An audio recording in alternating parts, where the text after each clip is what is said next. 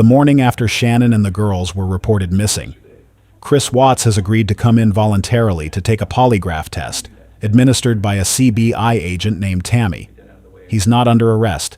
He can walk out at any time, but investigators already know more than he thinks. And this room is where everything is going to fall apart. One of the things we were talking about is, as we mentioned yesterday, just knocking out the polygraph. Yeah.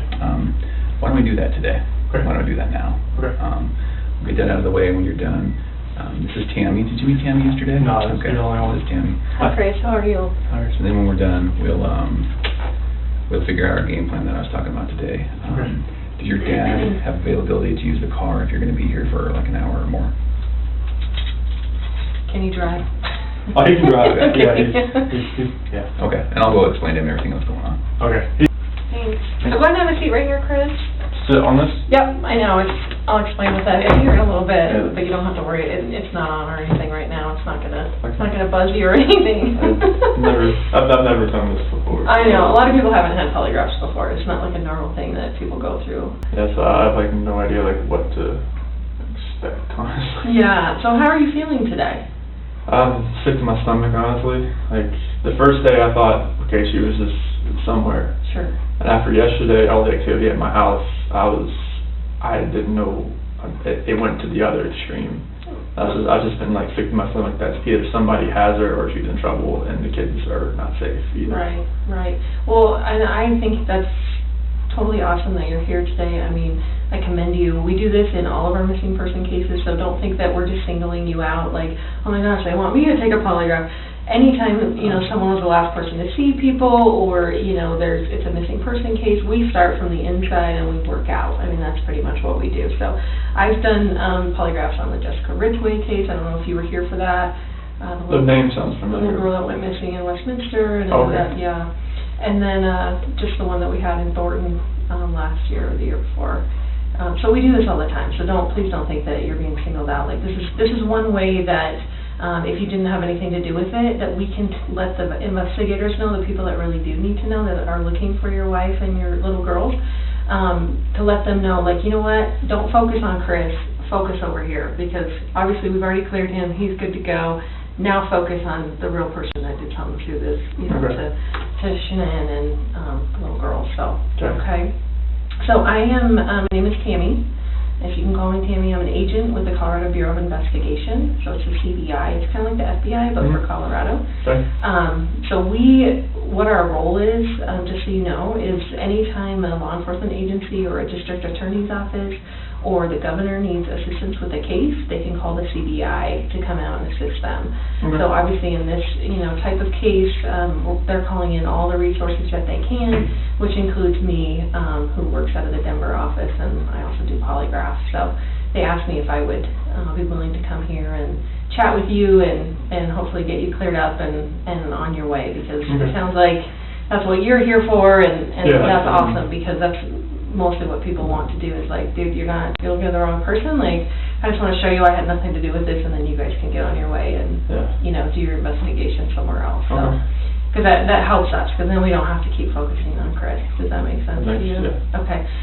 This polygraph today is going to be recorded. Okay. Obviously, it would be dumb if I didn't, because what if at the end I said you said whatever and you really didn't say it? Obviously, they could go back and look at the recording. There's a camera right there. There's also a backup digital recording that I'm doing. Okay. So you said that your cell phone, is it off right now? Yeah.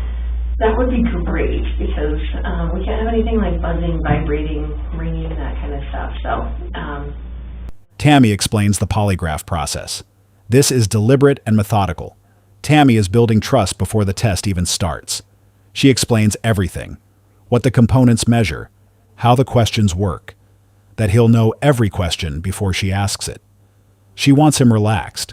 A relaxed subject gives cleaner data. This will take at least a couple hours to do the polygraph, just because it's a real structured type of interview process. I have to go through a bunch of things with you.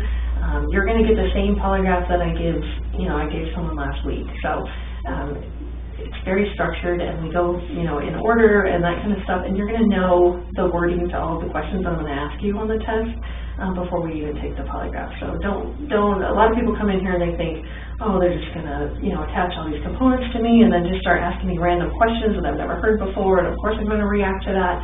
That's not at all how polygraph works. And That's what I thought it worked. Yeah, you're actually gonna probably know more about polygraphs than anyone before you leave here today, just because I explain everything to you and how everything works, okay?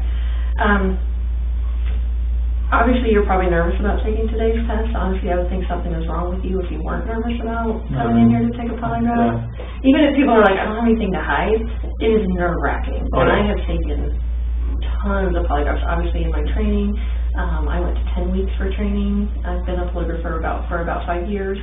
I went to the best school in the country. So I want you to have confidence in the fact that if you had nothing to do with this disappearance, like, we're going to find that out today, okay? I have the best training that they offer in the United States.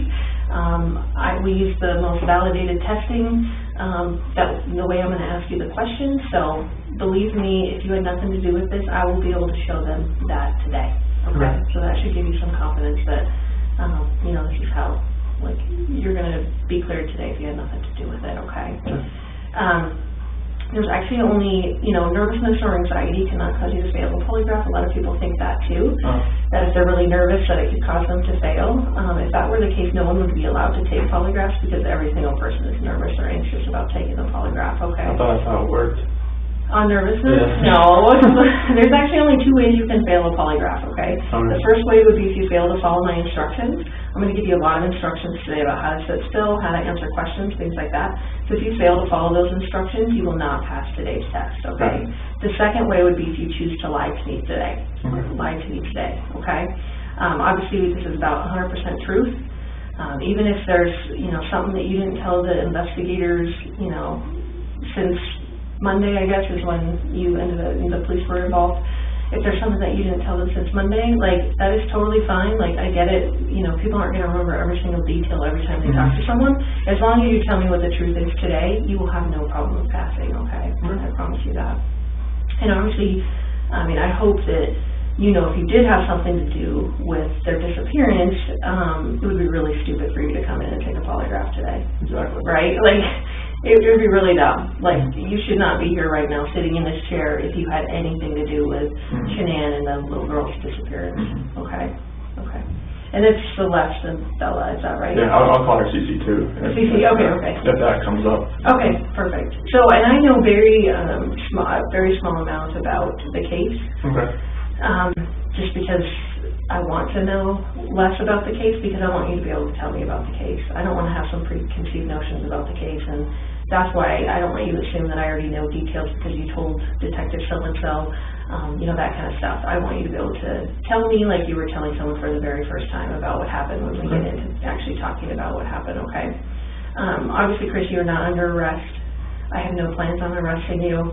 At any point today, if you decide you want to leave, the door is right there. It locks us in here. Oh, no, yeah, I saw that last night. So there's a key in there now, so you can, if you just turn the key, it lets you out, okay? And at any point today, even after all these components are attached to you, if you decide at that point, you know what, I don't want to take this polygraph, I don't want to be here, this is BS, whatever, that is completely fine. Just please allow me to unattach my components before you drag my $6,000 instrument on the floor and run out of here. And it's kind of a little maze back here, so I will show you the way out at any point if you decide, you know what, I don't want to take this polygraph, I don't want to be here, I don't want to do this. That is completely fine. The door does have to be shut for privacy just because noise does affect the polygraph.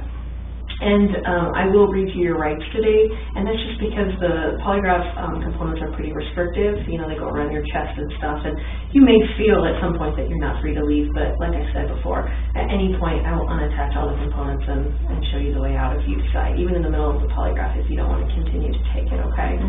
So, does that make sense to you? Yes. Okay. So I'm going to give you kind of a roadmap of where we're going to go today, just so you know what to expect and that kind of stuff, okay? So we're going to first start by going over a rights and consent form, and that's that Miranda rights form. I'm sure you've heard of it. You hear it on TV shows constantly. Most kids can recite their Miranda rights.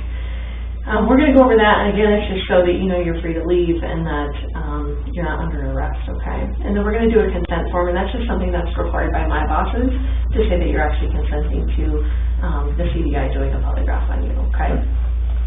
This means that, okay, my worst fear, that's where this is going right now. Because I thought she was just at somebody's house and she was safe. But now, just going the other direction. With all this going on, with the dogs coming in, with the news media, everything just kind of happening, it's like, all right, this has gone to a totally different direction.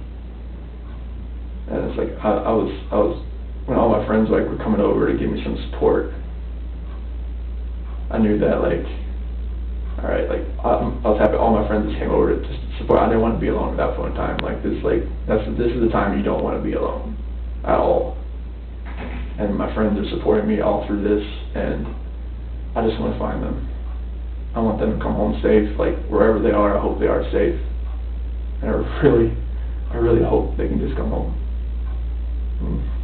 The FBI agent Graham, he's been really helpful. I mean, he didn't tell me what leads they have for today, but I'm hoping that it leads to them coming home. Because just being in that house and not being able to tuck them in, it's heart-wrenching, it's earth-shattering right now, because those are my kids. Those are like you made those kids, you know, like, do you have kids or anything? Okay, so like, 3 of them.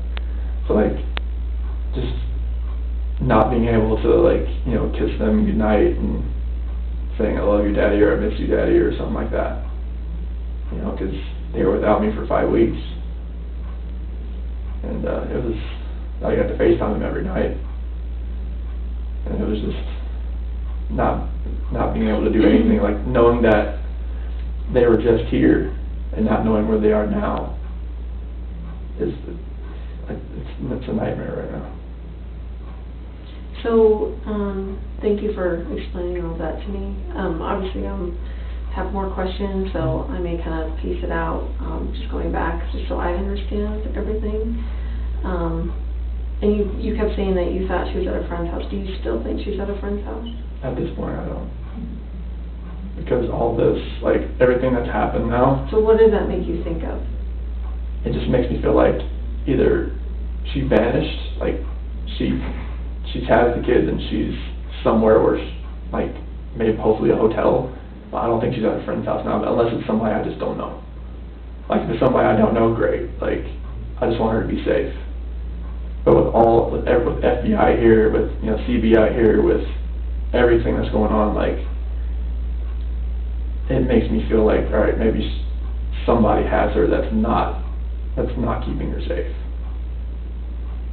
Okay. Do you guys have any like other life insurance with any other? I think Shanann has like her own, and I have my own type thing. Okay. How much do you have on you? Oh, no clue. Why wouldn't you know what you have? Did she get it? She did it. She does. Oh, she does all that. Like, because like I think the person who introduced us, my cousin's wife, she did like insurance. I think she did it through her. Oh, and what's her name again? Her name's Nicole, because they're not together anymore. Nicole Kennedy. Nicole Kennedy? Yeah. Oh, they're not married anymore? No. Are you guys still close with her, or like, would you talk to her? No, I don't think Shanann and her had fallen out. They did have a falling out? Yeah, something about like her old boss and like. So how are you right this moment with your financial situation? Like, do you have money open on credit cards, money in the bank, like that kind of stuff? Yeah, like, so I think in Chase we have like, maybe like 2,000 in there, in USA probably about 1,500. Are those checking accounts, or those just? Checking. Checking? Yeah. Okay. As far as credit cards, like, most of the ones I haven't used credit cards, because I know they're like, pretty much like, she pays the minimum on it, so like, I don't use them. Like maxed out probably? More than likely, I mean, if they're with the interest payments and whatnot, just pay the minimum, they don't go down much, but like, I know like Capital One maybe has like $100 left to spend on it or something like that. And like the Credit One and the other Capital Ones, like I know those probably don't have much on them, so I don't even use them. So when you're talking to Shanann, obviously in the bed, about, you know, your financial situation and that you think you should separate and that kind of stuff, like, does she ever like act out against you, like, you know, being pissed off, like slap you? No, because it's talking about financial situation in general. No, like that morning, when you guys Oh. were talking in bed and she's Oh, no. crying and upset, like, does she act out? Oh, at all no, there's against no, you? we've never, like, raised a hand to each other, struck each other, like, we don't even really yell at each other, like, it's like, when we talk, it's pretty civil. I Mhm. mean, yeah, she didn't raise a hand, she didn't yell, she didn't do anything like that. Okay. And you? No, not used no, her or anything like definitely that? not. Okay, so when is, like, how long did you guys end up talking in the bed? So it was almost about 5. Okay, so about 45 minutes? Yeah, it was like give or take, yeah. Okay, and then she tells you, I'm taking the kids to a friend's house, but I'll be back later. Yeah. And she didn't tell you what friend that was, or did she? That's why I was very vague, and that's why I texted her later that day, like, hey, like, if you could tell me where you went and where the kids are, like, where you took the kids, like, yeah. I'm like, no. Okay, and then, you do what after you get out of bed? Yeah, so like I go downstairs and pack my lunch, make a protein shake, down that, fill my water jug up, get my computer, get my book bag, and put some more tools in my truck, And your truck is where at this time? it's over on the corner of the house. Yeah, it's over on the west side. And that's where you normally park the truck? Like either there or across the street where the neighbors is over there, 'cause I had it parked over there 'cause there's somebody going through the garages and cars parked on the outside and like stealing stuff. Like in your neighborhood or Yeah. just in Frederick? In our neighborhood, there was like 3 or 4 nights in a row, like they found somebody, like on cameras, like. So are you saying you parked the truck a little closer to your house, or? Well, like sometimes I was parking on the neighbor's side where his camera faces. Oh, just so they can catch it or Just like, whatever? 'cause my doorbell camera doesn't reach that far. Okay. And do you know what his camera angle is? Like, have you looked at his surveillance video? He told me where to That park kind it. of- Oh, he did? Yeah, So that it could watch it? yeah. Okay. He told me to park it like right, I didn't want to park in front of his driveway, so I didn't want somebody to back into it, like if his wife or somebody didn't forgot, like, oh, there's not usually a truck there or something like that. Mm-hmm. Didn't want someone to back into it. Sure. So tell me that morning exactly what you did with your truck and... Yeah, so I got in my truck, pulled forward, backed up to my garage so I can get everything in, because like, since it was over the weekend, like, I had everything already inside, like, I wanted to just I had my big clear container, I had my O-rings and like my headphone, or my earbuds and everything like that, and I had to get a couple like combination wrenches, opening wrenches from my toolbox. I knew like I was going to rebuild a stuffing box that day, or helping Troy do that, and Cody and Melissa and Chad were going to be out there too. So I had to get some opening wrenches and stuff like that out of my own toolbox, because that works better than the ones, like, because they're longer, more torque on them. So Okay. got all that, threw it in my truck. And are you talking about you threw stuff in the back of your truck, or No, in in the passenger And compartment? for passenger, I got 2 big clear containers in there where I keep things organized. So that like if I have somebody riding with me, like if I have like a ride along or something, like, because I do trainees every once in a while, Mhm. so that they can have their stuff in there too, so I can just slide stuff over, move it, and just like they can just jump in too. Okay. Okay. So, you load all that stuff up, and then, like, how long do you think that takes you to do that? Probably 10 minutes. Okay. So And like then- 5:15 to like 5:25 or so. Okay. And are you actually backed into the garage, or just in the driveway? Back then, I was like not really back into the garage because her car was sitting in the garage. So how far in the garage do you think you were? Quarter of the way. A quarter of the way? Well, because not a quarter, I mean like an eighth of the way. Okay. Is it a big truck? I didn't see it. It's F-250. Okay. Big truck. Yeah, it won't fit in the garage because it's too long, so. Okay. So you load all that stuff up, and then what do you do from there? I'd get in the truck and pull forward, close it, or I hit the button for the garage door to close and drive off. So how often do you actually take your tools out and put them in the garage or in the house or wherever you put them? I'll take that container out. I usually do it like on the Fridays, like I got everything done and like get it in there, get it in the So is house. that normal that you would take it out on Friday, and then that Monday when you go to work, you would back your truck in and load your stuff in? I mean, Yeah, that's pretty normal for me. that's a normal Yeah. routine that Yeah. you do? Okay. Just because you don't want to leave it out there for the weekend, No, over the weekend? yeah, like, 'cause that's, especially if somebody's like riding or like going around trying to steal stuff out of like trucks or things in the, But during the week, you at least Oh, yeah, park it in front yeah. of the camera or something? or yeah, like I'm usually pretty, or I'll like back it in on one side where like if somebody had to go up to my truck, maybe my doorbell camera will get it. Okay, okay. Just something like that, just something, trying to be like proactive about it. Sure. So, you end up pulling out, do you put the garage door down? When Yeah, I hit it. I hit the opener. Give me an idea of the route that you take to work, because I don't know this area and how you get to work and stuff like that. It seems like you kind of work out in the middle of nowhere, so. Yeah, like. What's the route you took? So like, that morning? we'll have like 52, I'll have like 52, and then go out to like, well, I went out to. So start from like your driveway, like what street you're on, unless you get right out to 50. Oh, it's on the like, Saratoga Trail, and then Wyndham Hill Parkway.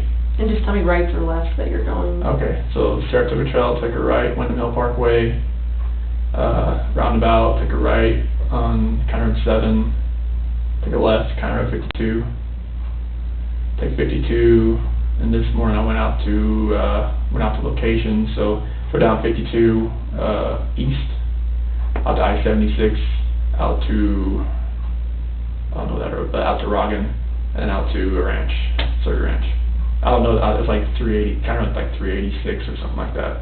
Do you have like a GPS that Yep. gets you there? Yeah. Okay. Oh, no, I knew the way out there. My whole area, like, I know where everything is. Do you have a truck GPS, like Yep. a Yep. Garmin or whatever in your No, truck? no, or like, anything? it's just one that, like, tracks your speeding and, like, hard braking and stuff like that. Oh, like your employer has a Yeah. GPS on your truck? Oh, okay. Seatbelt usage and stuff like that. But as far as like one. Oh, no, like, Yeah. on my phone, well, on my work phone, there's like a well navigator type thing. Like if I was going to a spot, like out of my area type thing, like I could use it for that, but usually I can just like type it in my computer on the directory, and I can look up county road, like intersections, and I can get there that way. But all the ones I have in our area, like from County Road 22,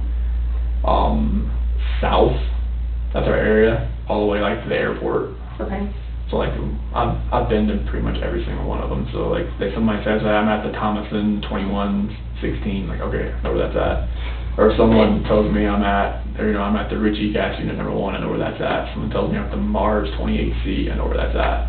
Okay. 'Cause, So this one you went to what? Which wells did you go to when you? So I went to the Survey 319, Survey 1129, Survey 1029, Survey 629. So which one did you go to first? 319. 319. Yeah. Was anyone else there? They showed up afterwards. Like Troy showed up, Melissa, Chad showed up, and Cody was at the 1029. And I know Troy's last name. McCoy. Melissa. Parrish. And then. Chad McNeil. And who was the Cody other? Roberts, he was out on the ranch as well, but he wasn't at that one yet. Okay, okay. So you get out there about what time you think? Probably about 6:45 or so. Okay. And you get out there, you're by yourself out there? At that point in time, because Cody Roberts, he had reported that he had a leaking line out there on the back pressure line, I know this might make sense, but the back pressure line going up to the tank, and there was a spot on the ground, like a wet spot, like oil was leaking. Okay. So he said like it just kind of happened on Friday, and Troy told me about it. I told him like, Dad, we'll So check did it you out. go right there with him to try and help him fix that, or? Well, Friday I wasn't at work. No, I mean, but Monday morning, because wasn't Like he was gonna meet me out there, Oh. but he decided to go to that 1029 first to check on that pumping unit, get it trying to stroke up, trying to see if it'll like get some pump action downhole. Okay, so you're at 6:45 at At well 319. 319, and where you're like, what time do your other people show up? Probably about, I'm gonna say about 7:15, 7:30, somewhere around there. And I'm trying to pressure test the line to see if I could find a leak. Did they And- see you, like, I mean, Yeah. is this, like, Yeah. your truck's out there, and Yeah. you're out there? Yeah. And, Yeah, okay, you everybody- having conversations? Yeah, oh yeah, everybody's out there, like, we're pressure testing the line, we're digging that line down a little bit so you can see something spraying out, and like, So why are they not there when you're there? they went to the office first. Most of the time, like, either they go to the office first or you go to the field first, one of the two. Okay. Like, we have a couple guys that start out in the field, some people start out in the office. I just knew he had a leak there over the weekend, I was just like, alright, let's see what this is. I don't want this, like, getting, like, somewhere where it's gonna get so big that it's gonna be like, alright, we've got a health safety environmental issue on our hands, that's like there. Okay. And as far as you leaving at 5:30 and getting to your place at, 6:45, is that normal, like you would normally leave That's at just, 5:30? like, yeah, I usually do between 5:30 and 6 o'clock, somewhere around there. Okay. I just knew it'd take us a little while to get out there. I wanted to be out, like, but we usually like start work at like 6:30. Okay. So like, if I'm going to the office, I'll leave like 5:50 or so. Did you pick up anyone on the way or Oh, stop no, like- anyway? oh. Like at the convenience store, gas station, any stops No, on the way out there? no. Okay. So you go straight out there, all of a sudden the coworkers start showing up around Yeah. 7:15, 7:30. Yep. And then how long are you at that well? Probably till, because we were at that 10:29 like for most of the day. I know at the 10:29 we were probably there at 11, because we were there, or probably maybe about 10 o'clock we were there. But at that one location, probably about an hour.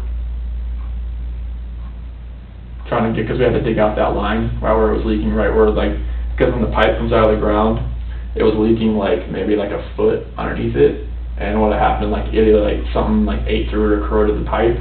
And when we were pressure testing the line up to a certain PSI, we finally got up to a certain PSI, and it just started just like bubbling oil out of the ground. Mm. And it was, I don't know anything about that, but that sounds bad. I can show you a picture, but it's on the phone. That doesn't sound like that's how it's supposed to work, so. Yeah. Okay. So 11 o'clock, you're at 10:29.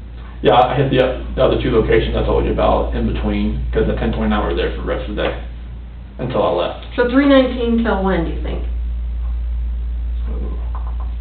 Probably till about 8. 8 a.m.? Yeah. And then you go to which well? I stopped by at 6:29, but I wasn't there for very long, probably like 30 minutes or so, because I had some whip checks that maybe because that wellhead we were getting ready to turn back on, but it was missing 2 parts at the wellhead. I thought I had 2 whip checks, only had 1, so I was like, oh, gonna do that. And who is at that well when you get there? No, that was there. Okay, and then the next well number is what? The 11:29, I drove over there to see if it was ready to run. It wasn't, so. And what time do you think you got there?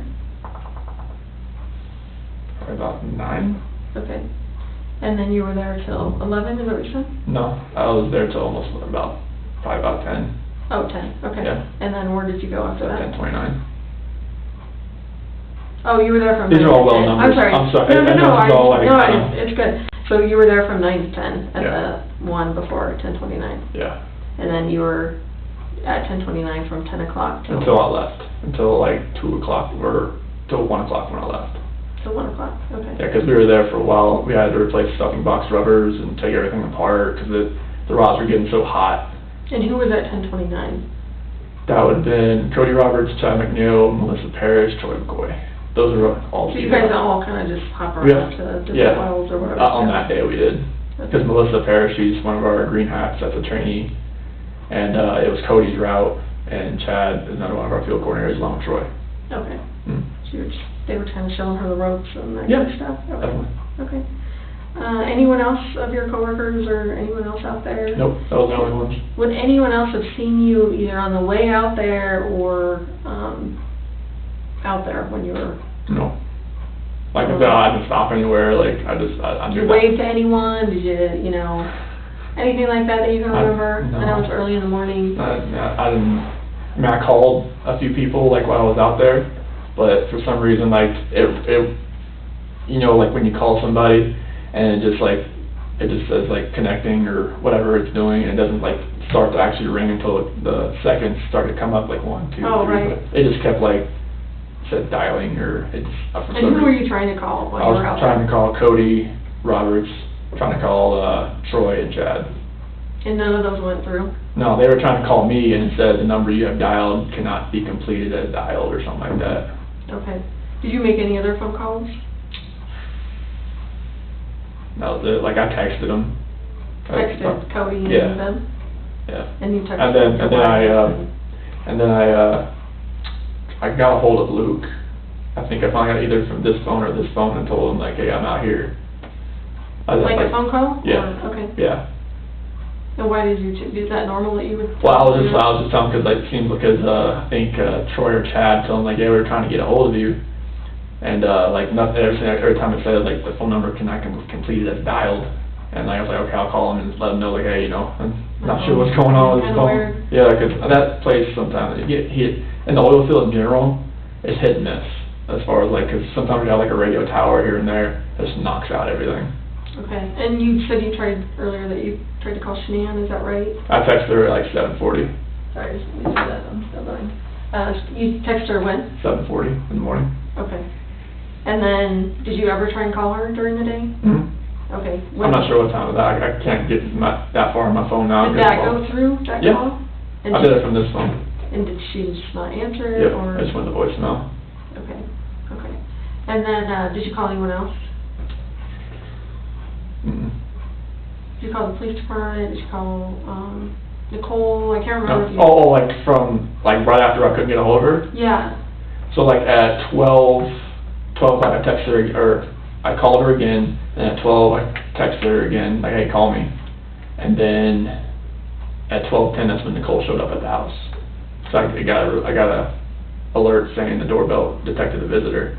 And that's when I called her about 12:20, like, hey, what's going on? And she said that, Shanann hasn't got a hold of anybody or answered anybody for today, since she got home, so. Okay. And then I asked her, like, alright, just like looking at, she said the house or the shoes were laying next to the door, and the car was still in the garage. Is that weird, the shoes thing? Why did she bring up the shoes thing? Well, because she could see them sitting right there. I mean, but are they That's significant? that's the ones, like, she was wearing, I guess, in the airport Oh, type thing. are those the ones she wears? Like She has a daily? couple different flip-flops that she wears, but I think those are the ones she probably wore from the airport, because they were Okay. sitting next to the door. Did you find any of her shoes missing? She had the whole shoe closet. You wouldn't know? If there were some missing? I mean, it goes up to the wall, Okay, so. okay. I thought I heard something, maybe you called, Primrose, or... Yeah. I asked that, No. I don't remember what time that was, I asked if the kids were there. Oh, okay. Was there any other conversation you had with them, or? Well, I just told them, like, if that we're more than likely gonna be putting the house up for sale, and that, like, I'm not sure if they're gonna be, like, 'cause we might not be in the area anymore, but I wanted the kids just back on the waiting list if we're not gonna be there. Sure. I know, like, at our daycare, they charge on Mondays for the Yeah. week. Is that how Primrose works, or Yes. how do they do it? Yeah, 'cause like, that was gonna be their first day back, Okay. yeah. And they would've charged your card or whatever, $500 or? Or when they showed up, yeah, Okay, okay. So you were just giving them a heads up? yeah. And did you already know that they weren't gonna be there? No, so I called them just to see, like, if they were there or not, 'cause she said she was gonna take the kids to a friend's house. Mm-hmm. And I was just like, okay. That's why I called, like, maybe she ended up taking them there, Oh, okay, but, no. okay. Any other phone calls to anyone else? Other than Nicole, like, when she showed up at the house, That was pretty much it? yeah. Okay. And then you can't get a hold of her, Nicole's there, and then that starts that whole process where Mhm. you end up driving home. Is that Mhm. right? Did you call anyone on the way home, or call anyone on the way home? I called Luke, let him know, like, hey, I'm going home and can't find Shanann, or the kids don't know where they are. And he's like, okay, this not need anything. Okay. He seems like a pretty cool boss. Yeah. He's pretty He is. understandable. Yeah. Understanding, I should say. Okay, so you're driving home, you're calling Luke, did you call anyone else, text anyone else? Mm-hmm. What route did you take to get home? Same one, like I-76 west, and then 52 west, and then took that home. Okay. That's pretty much 76 to 52, that's runs right How in. big is this area, this ranch or whatever that you guys are working on? Huge. Like, give me like is it miles by, like? I mean, we're not the only operator out there. There's like Verdad, there's Lost Creek, there's... But your area that you're responsible for, where the wells are on, like? So that one, as far as square mileage, like maybe 10 to 20 square miles, like as far as width goes. Like if because like, yeah, I mean, it's huge. And that would be just your responsibility? That's our area, that's Cody's route. Okay. Because we have 6 route operators, and they all have individual routes. So what else is on this land besides Cattle. cattle? Lots and lots of cattle and sheep. Okay. And lots of like little irrigation, like, spots where they eat, and trees, and sunflowers, and lots and lots of So like when you're sunflowers. driving out to the wells, is there actually a road that you guys made, or is it just like? It's full, sometimes it's a road. When the cows and everything get on it, it gets really soft and really like like, shake your truck type thing. Okay. As far as your truck goes, obviously it's a work truck, I'm assuming. Are you allowed to have other people in your truck? Like, as far as civilians, like your wife, your kids, anything like that? Oh, they played in my truck a few times, because no, it's Daddy's truck, you know, like, they played in there a few times and whatnot. What about Shanann? Has she ever ridden in your truck before? Not to work, but she's been in it before. Okay. Just like, just seeing what all I had in there and everything like that, what I take to work and stuff like that. Yeah, she's been in there before. Okay. But it's not like a regular thing? Oh, like, we're not really allowed to, like, take civilians, like, places in it, but other UNADARCO employees, or like, when I have a trainee and stuff like that, like, they ride with me. Okay, and that's totally fine? Yeah, definitely. So you get home, and obviously you said you open the garage door and go through the house. Tell me all the things that seemed odd about the way the house looked. So, it's odd. It was, well, the car being there with the car seats, that was odd. The purse, wallet, still being there. The phone's a big thing for me, and that's still there. She seemed like she was pretty attached to her phone. Well, everybody knows she is. She's very attached to it. Okay. And kids' medicine. Those are the odd things. What about her meds? Does she have medicine that she would take? Only one she takes regularly is Imitrex, and that was not there. Like, the medicine she had in her purse was for nausea, not Imitrex. Oh, what is Imitrex for? Migraines. And that was gone? That was not in her purse. Like, the one that they said was in her purse, they thought was Imitrex, no, it was like for nausea, once I read it. Okay. As far as, do you think it could have been in her luggage that she left there, or? Not sure, it would have been in her purse. Okay. Did you go through her luggage? Like, No. looking for clues, or? I didn't go through her luggage yet.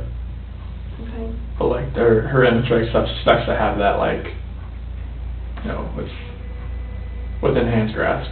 And you said the kids' beds were, like, pulled back, or how were the kids' beds? They weren't made. They weren't made? No. Okay. Is that normal? Pretty normal. Okay. For the morning, yeah. Okay. Especially because the kids, they just like throw everything and just like get out of bed. And what was your bed? What did it look like? The sheets were off of it. Okay, tell me about that. Like, most of the time when she gets out of, like, when she gets home from like a flight or something, she gets into bed, like, from the airport, she's gonna wash the sheets the next day. So that's what I thought when I got home. That she had woke up and... Yeah, because she was, yeah. Stripping the bed or Yeah, whatever? yeah. Okay. Are those sheets on the bed now, or No, I don't think so. are they still in the piles or whatever, like where she put them? I think, because I washed everything and I put different sheets on there. So where are the sheets? Oh, you washed those sheets, did you put them away in the closet or something? In the closet? It should either be like right on the pile on the ground or something like that, right there. In the bedroom? Yeah. Okay. So you washed the sheets that were on the bed, or you left them there and just put on new sheets? So I put on, like, I washed those sheets.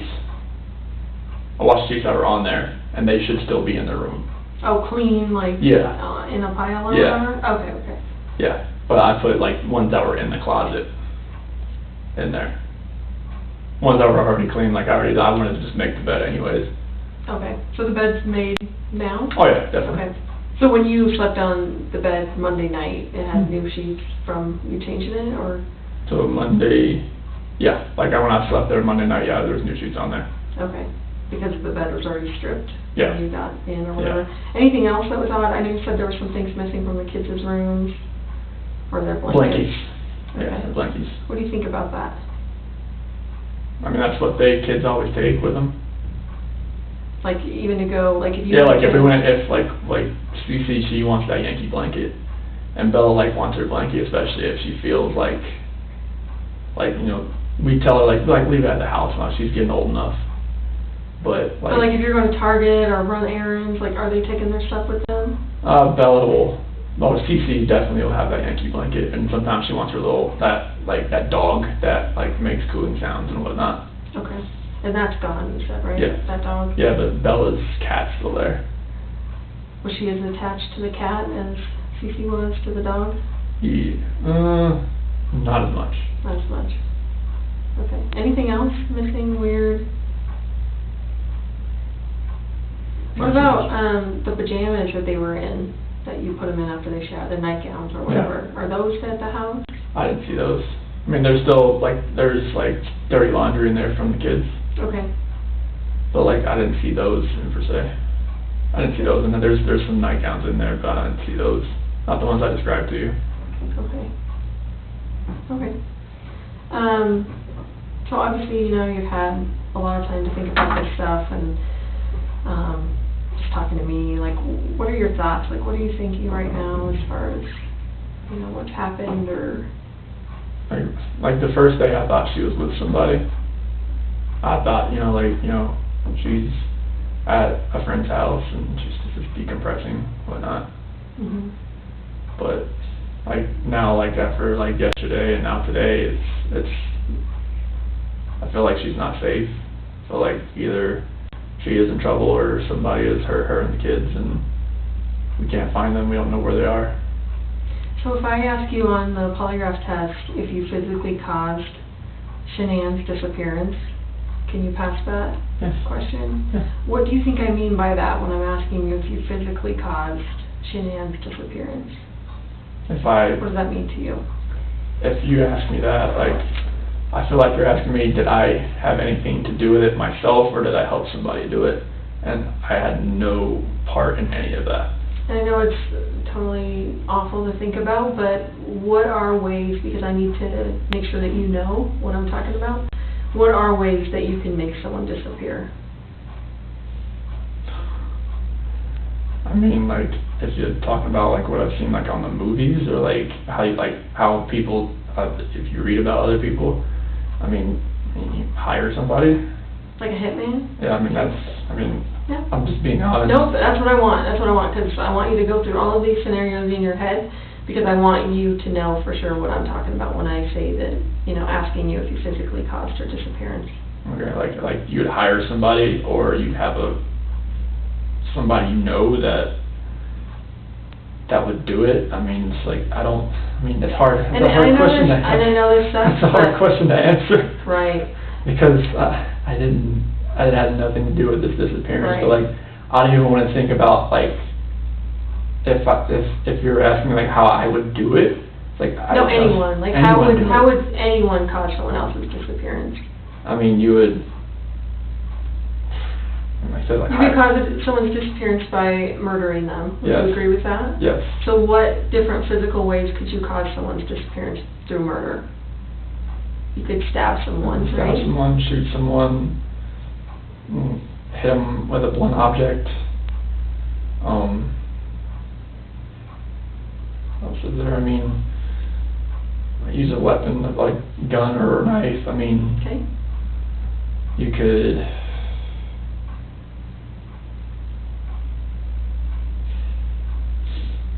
You could smother someone. Smother someone. You could strangle someone. Hang someone. I mean, yeah, you can, all that kind of things. I mean, it's hard to even think about that kind of stuff right now. Mm-hmm. So you could strangle someone, you could drown someone, Yeah. you could shock someone to death, you could burn someone alive. What other ways can you think of? As far as like lure them into a trap, I guess. So what do you mean? What? Like, like have somebody waiting like around the corner and like, Sure. an accident that happens, hit by a car, I mean, something like that. Sure. Like, I don't want to say the same thing there, but, You could kidnap them and take them and lock them up in a basement somewhere, Yeah. or, you know what I mean? They could still be alive, but you you're like torturing. So you could, like I said, take them somewhere, torture them, and let them sit there without food or water. Mhm. Or even kidnap them and leave them somewhere that they are, Yeah. not being tortured. Yeah. Just that they can't get out, and, obviously they've disappeared because you've not allowed them to come back into society and have people see them. Does that make sense? Yeah. Okay. What other ways could you make someone disappear? Poison. Okay. Yep.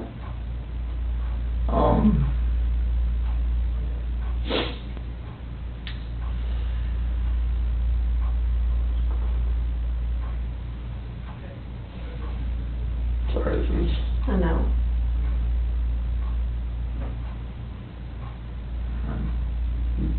Like, that's the thing, you heard said that. Which one are you Like, saying? beat somebody, I guess, to the point, death? like, to the point where they're unconscious and they're in a coma. Sure. So if I ask you that question on the test, Chris, are you gonna have any issue with that? About you Like, physically causing going through every single one of those?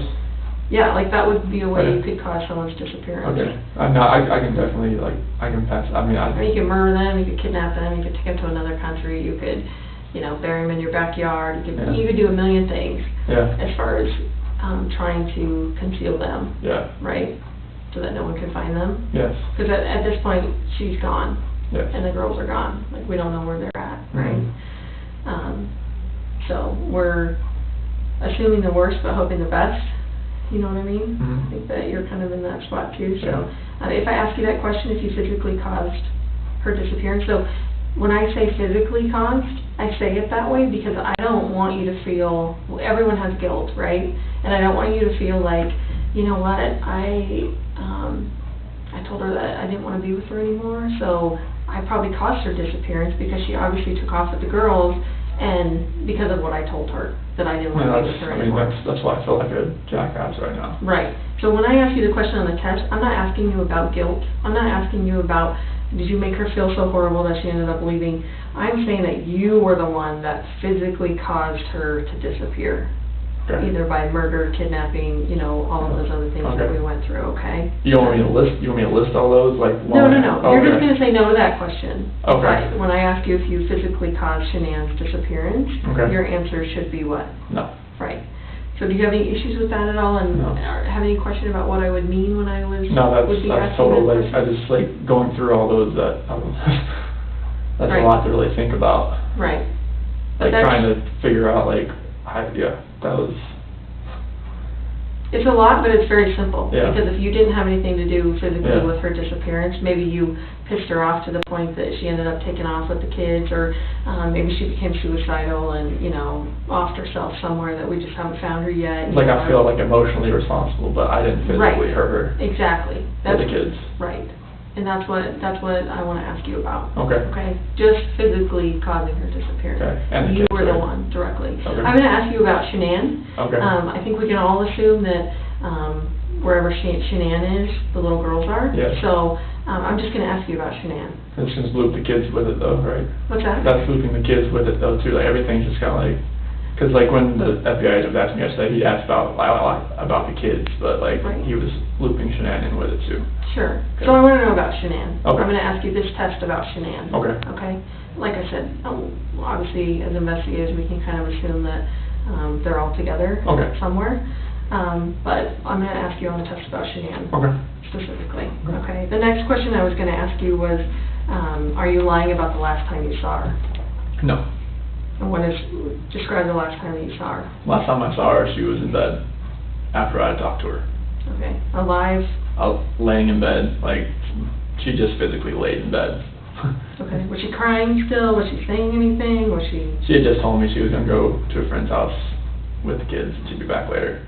And that Okay. was the last time I saw her. So describe what she looked like. Was she like on her back, on her side? On her side, On her side? on her right side. Could you see her face? Yes. Okay, and what does her face look like? She had mascara that kind of running down a little bit. Okay, and that is, She didn't take her makeup off before she went to bed that night, okay. obviously, because So to your knowledge, that's the last time that I is the saw last her. time you would have seen her? Yes. And the last time I saw the kids was in the monitor as it was like So back and obviously if forth. someone, you know, we have to talk about worst case scenarios. You know, if for some reason you murdered her, that would not have been the last time you saw her. Do you I agree know. with that? I agree with that. Okay.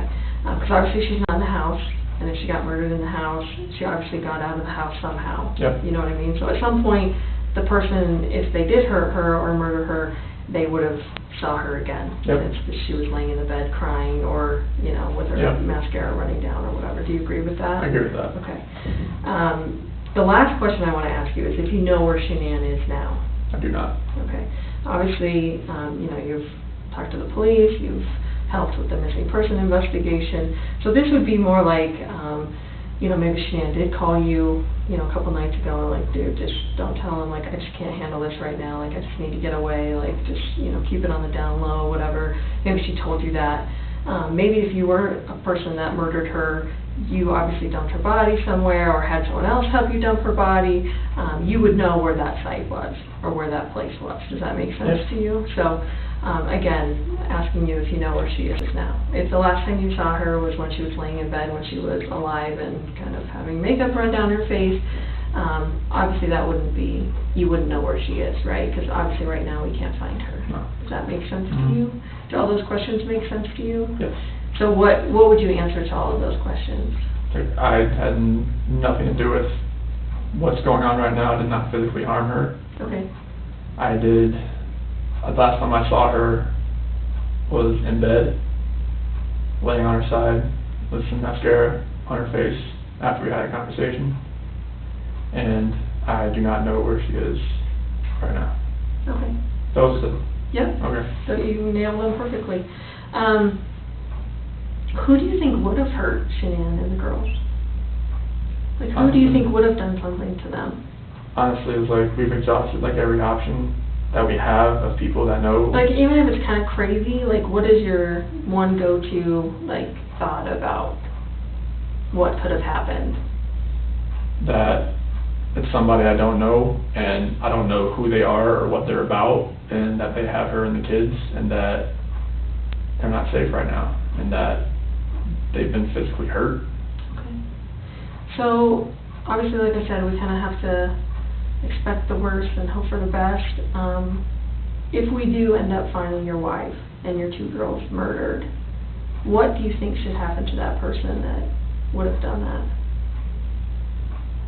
The worst possible thing. Like what? I mean, it's either going to be like life in prison or the death penalty, isn't it? And that's the only two things you really can do. I think that's the only thing that's the only penalty you have. I mean, there's some people that are like, well, obviously that person's really screwed up and maybe they deserve some, Yeah, I just know because it's my wife and my kids, so like from a neutral perspective, then it'd be different. But it's my wife and kids. Right. Do you know anything else about, is there anything you haven't told detectives that you want to share with us today? No, we've exhausted every option of trying to reach out to friends and family that may have seen her or heard from her.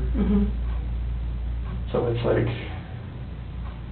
we have like nothing really else to like go off of right now as far as like who could have her or where she could be. Okay.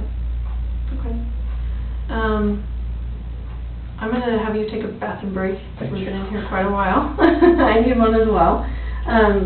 Let me find out which bathroom you're actually supposed to use. Hopefully one of them will come in here and help us figure out which bathroom. And then we're going to come back in here, and then again I'm going to tell you how and why the polygraph works, and we're just going to get kind of into the testing, if that's cool with you. Okay? Because you already know what the questions are that I care about. So, okay?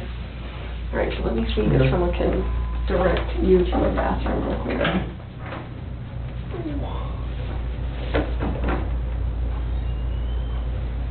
What up? Hey, Chris. Yes. Why don't you, I'll just take you out to the lobby, and then I'll just have you sit right there real quick, and then I'll come grab you. So you have this here? Oh, you can take it with you, whatever. Throw it in your pockets.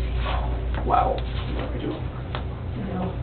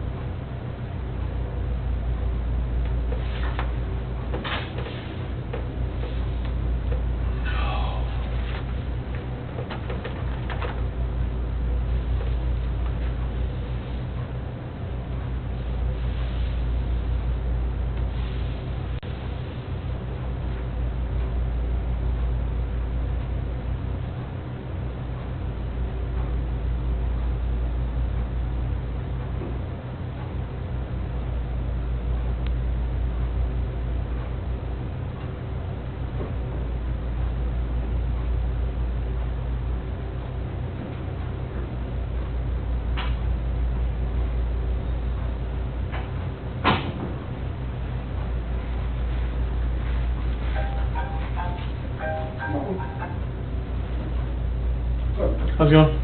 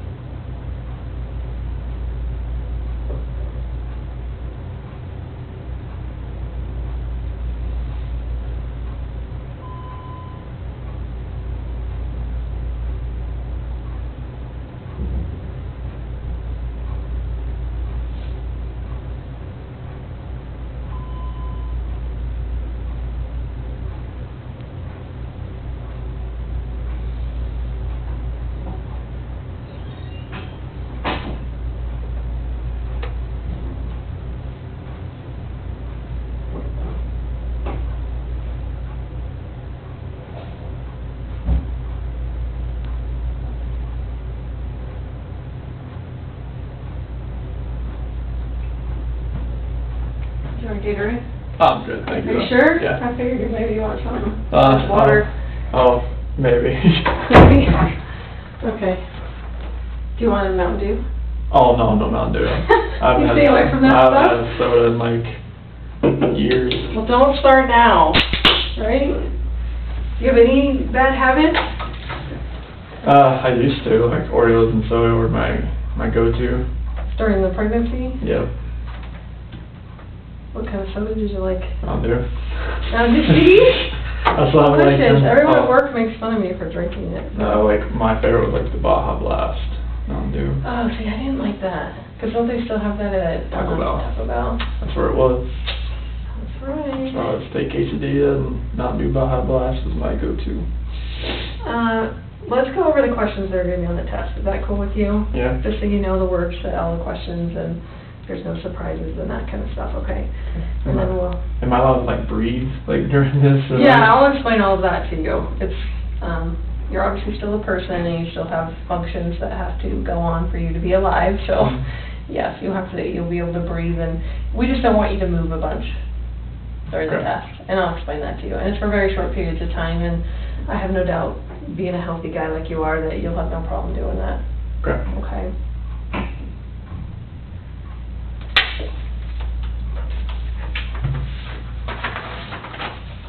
I've had like 15-year-old boys up to like 85-year-old men that are able to sit still just during the polygraph, so. Okay. I have no doubt someone like you is more than able to sit still.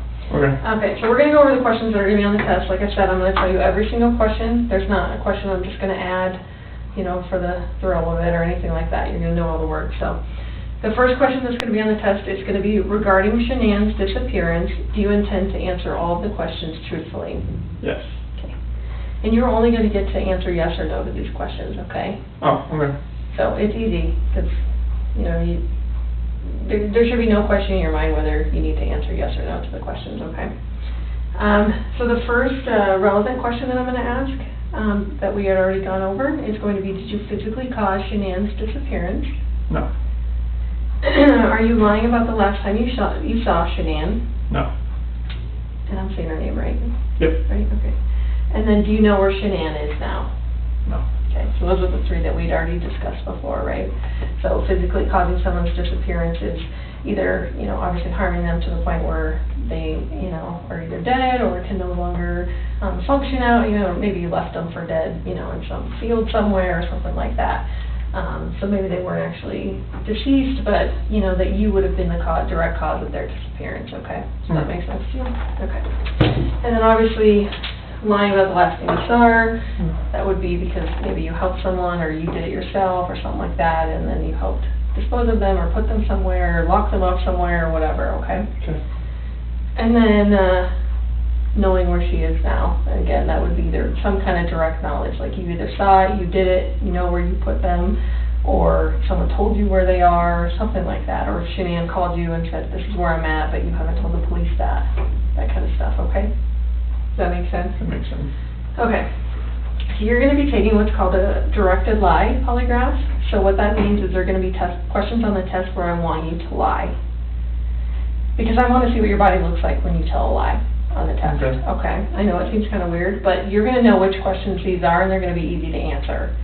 So it's going to be like, they're all going to start with before 2018. So this first one is before 2018.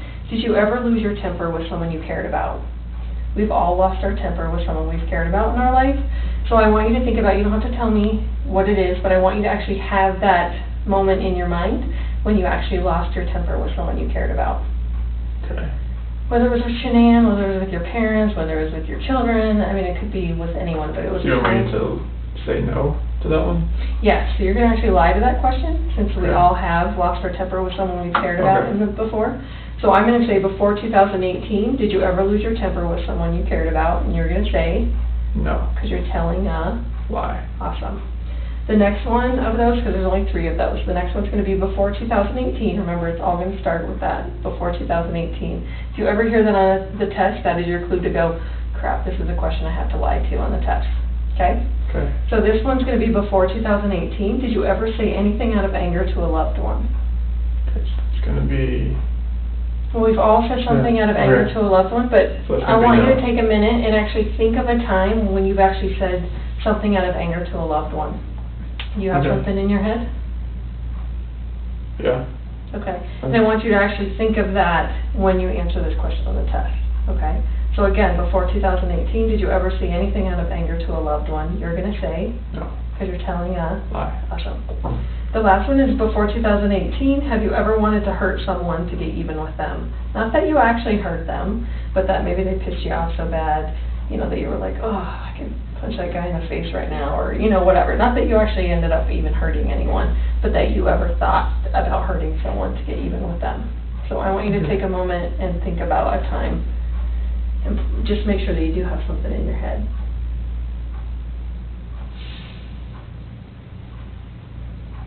Okay. Got it? So when I ask you this question on the test, before 2018, have you ever wanted to hurt someone to get even with them? You're going to say, No. because you're telling a... Lie. Awesome. The next questions are what we call known truth questions. They're going to be really easy to answer. So it's going to be, is your first name Christopher? Yes. Good. Were you born in 1985? Yes. Are you now in the state of Colorado? Yes. Are you now sitting down? Yes. Are the lights on in this room? Yes. Do you understand that I will only ask you the questions we have discussed? That's the last Yes. question. Okay. So we just went through every single question on the test. Okay. So the only questions that you'll hear come out of my mouth. Okay? So let me go through those one more time, and you just say yes or no how you would answer them on the test, okay? Okay. Regarding Shanann's disappearance, do you intend to answer all of the questions truthfully? Yes. Did you physically cause Shanann's disappearance? No. Are you lying about the last time you saw Shanann? No. Do you know where Shanann is now? No. Before 2018, did you ever lose your temper with someone you cared about? No. Before 2018, did you ever say anything out of anger to a loved one? No. Before 2018, have you ever wanted to hurt someone to get even with them? No. Okay. Is your first name Christopher? Yes. Were you born in 1985? Yes. Are you now in the state of Colorado? Yes. Are you now sitting down? Yes. Are the lights on in this room? Yes. Do you understand that I will only ask you the questions that we have discussed? Yes. Okay, that's it. Any of those questions give you any heartburn or make you go, well... Just my heart's kind of still like it's this whole like Right. And this is not a process where you shouldn't be nervous, so Yeah. that is to be expected. That's Yeah. totally fine. And like I told you before, that's not going to cause you to fail the test or anything like that, because Okay. no one would take the test if that's what it went off of. Okay. Okay. This is what I feel right now. So it's like I don't know Did you do any research on Polygraph or No, anything like that? Okay. No, I don't.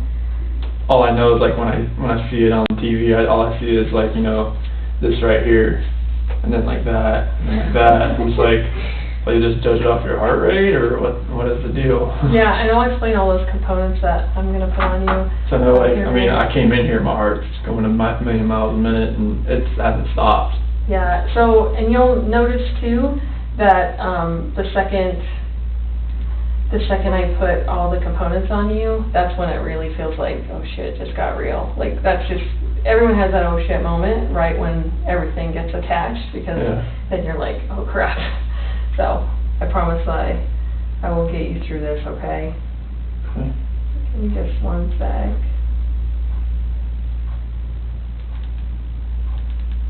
Have you, ever been pulled over before? Yes. Okay, good. Had a Mustang. Oh, I bet you were pulled over a lot. For a handful. Okay, so I kind of explained polygraph in a way that makes the most sense to me, so I just assume it makes the most sense to other people, okay? So just bear with me. I like to ask people about a time that they got pulled over, you know, and how they felt when they realized they were getting pulled over by the police. You know, that moment when you're cresting a hill, you see a cop on the side of the road, or you know, you go around a corner, there's a cop there, or all of a sudden you see red and blue flashing lights in the rearview mirror. And I usually ask people, I'm like, just describe how you felt when you realized you were getting pulled over by the police. And it's kind of right now. It feels, you know, most people have the heart beating out of the chest, they kind of start hyperventilating, some people get mad, some people get sad. Well, all the things that are happening inside your body when you realize you're getting pulled over by the police are actually being regulated by your autonomic nervous system. Okay. Excuse me. It kind of sounds like automatic, because that's basically what it is. Whenever your brain senses that you're in a stressful or threatening situation, it automatically kicks in these physiological changes inside your body because it thinks it needs to help keep you alive, okay? Have you heard of fight, flight, or freeze before? So, excuse me, Chris, you're walking in the woods, you hear a bear growl, you're either going to fight the bear, you're going to freeze, or you're going to run away. Okay? Yeah. It's kind of your brain going, you're in overload right now, you can't really process what's happening. So I'm going to give you 3 options to help keep you alive, okay? So a lot of people are like, well, what the hell does that have to do with telling a lie? Well, I'm sure you would agree from a very young age, your father taught you, you know, that it's wrong to lie, cheat, or steal. Would you agree with that? Yes. And that there's consequences when you lie, cheat, or steal. Would you agree with that? Yes. So if I ask you a question, Chris, and I say, did you do whatever, and the word no comes out of your mouth, your brain will automatically sense that as a stressful or threatening situation because it knows there's consequences with that lie you just told. The severity of it really doesn't matter to your brain. I mean, you could get grounded Friday night, or you could spend the rest of your life in prison. Your brain really can't really differentiate between the severity of the consequence. It just knows, holy cow, you told a lie, there's consequences with those lies, and it starts those same physiological changes inside your body. Okay, the same things that were happening when you heard the bear growl in the woods, and the same things that were happening when you realized you were getting pulled over by the police, okay? Okay. So the awesome thing about the polygraph is I get to measure what's going on inside your body when you're answering questions on the test, okay? And I do that by attaching these components to you, okay? And I'll explain those here in just a minute. And I've already told you on the test, like, you're going to have questions on the test where I know you're telling a truth. Like, is your name first name Christopher? And I have questions on the test where I know you're telling a lie about hurting, ever saying anything to hurt a loved one, or, you know, those types of questions. So I get to see what your body looks like on the inside when I know you're telling a truth, and I know you're telling a lie, and then I get to compare that to the relevant questions about the, if you physically caused Shanann's disappearance, are you lying about the last thing you saw her, and if you know where she is now. And I get to compare those to those questions. Does that make sense to you? Yeah, I felt like I don't know, it was just, the heartbeat thing, that's the only thing that I thought it was measured off of. No, and just so you know, like, a lot of people are like, well, my heart's beating out of my chest. You are your own baseline. Like, I'm not comparing you against the guy I did last week, or, you know, someone I did 10 months ago. So if your heartbeat is up here, that's just where you're at. Like, that's your baseline for me today, okay? And then when you react, you're just going to react up here. Someone who's a little more calm, or, you know, maybe their heart's obviously not beating as fast, their baseline's maybe going to be down here, but they're going to have that same reaction. Does that make sense? So you're both going to have the same reaction, you're just going to have different baselines, okay? So I'm going to explain to you the components as I'm putting them on, because I think it makes the most sense, but I do need to kind of move your chair a little bit, and I'm going to actually have you. Can we set these down on the floor like next to you? Is that cool? I'm going to move your water just a little bit. Just because I'm going to put your arm up here in just a minute. Okay. And you can have a seat back Okay. there. So the first thing that we're going to put on, Chris, is, these are called pneumograph tubes. Okay. The blue one's going to go kind of down by your belly. The Okay. silver one goes up a little higher underneath your armpits, okay? These are going to measure involuntary movements in your chest cavity during the test, okay? So what I need you to do is put your hands together like you're diving in a swimming pool. Put your wrist on top of your head. On top of your head. Sorry. That's okay. And then just lean forward slightly so your back's off the back of the chair. Perfect. And I'll try not to laugh you in the face. And if at any time like this feels too tight or whatever, just let me know, okay? Okay. And I can adjust it for you. Pretty skinny though, so I want to make sure it's not going to fall down too far. And put your hands up, I'm going to do the silver one.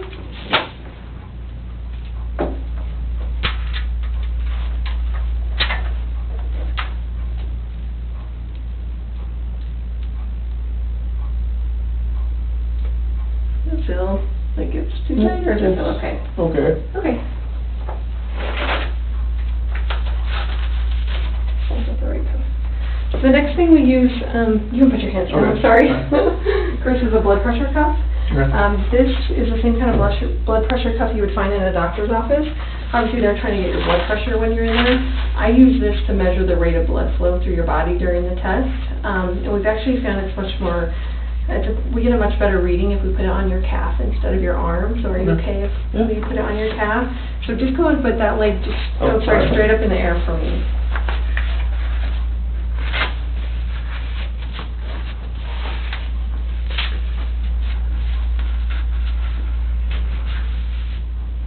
Go ahead and put it down. The only thing about doing it on the calf is we just have to make sure we don't step on it and it doesn't rub against the back, which I think you'll be fine. And just make sure we don't step on the cord, okay? Yeah. And then the last thing we use, these are called electrodermal activity plates. In layman's terms, they're just going to measure your sweat gland activity during the test, okay? Okay. And that's why I need your arm. Maybe, I should scoot you back just a tad, so. Good one, okay. Just go ahead and spread your fingers out for me. You can put them up just a little bit. There you go.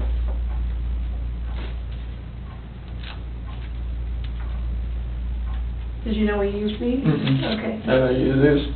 Right. That's usually all people see. Sometimes the blood pressure cuff. And with these, like during the test, the important thing about those is that we just want to just kind of leave your hand kind of dead on the table. We don't want to push down, we don't want to pull up, anything like that. So you're just going to be completely flat on the table and just kind of let your arm go limp and your hand go limp, okay? During the testing. Okay. Right now you can move around, you can put it in your lap, whatever, it's not going to hurt it. Yeah. Do you want some more water? I'll be okay right now, I think. Okay. Yeah, it'll be good. What's the mat for? The what? The mat, that's the one? Oh, sorry.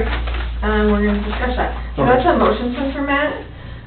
What that does is obviously detect motion and movement in your body.